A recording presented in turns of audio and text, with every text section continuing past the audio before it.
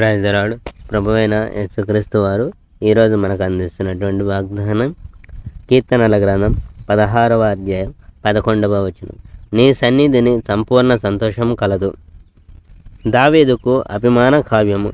దేవా, నేను నీ మీద ఆధారపడ్డాను గనుక నన్ను కాపాడము. యెహోవా, నీవు నా యజమానివి, నాకు గల ప్రతి మంచిది నీ నుండి నాకు లభిస్తుంది అని నేను యెహోవాతో చెప్పాను.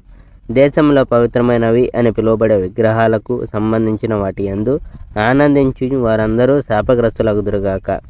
కానీ ఇతర దేవులను పూజించుటకు పరుగులెత్తే మనుషులకు అధిక బాధ కలుగుతుంది. ఆ దేవతలకు వారు ఇచ్చే రక్తపు అర్పణలో నేను భాగం పంచుకోను.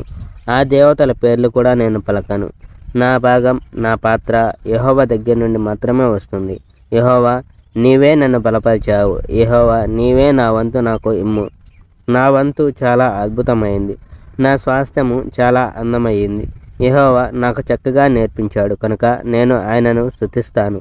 రాత్రి యందు నా అంతరంగపు లోతుల్లో నుండి ఉపదేశములు వచ్చాయి. నేను ఎల్లప్పుడూ యెహోవాను నా ఎదుట ఉంచుకుంటాను.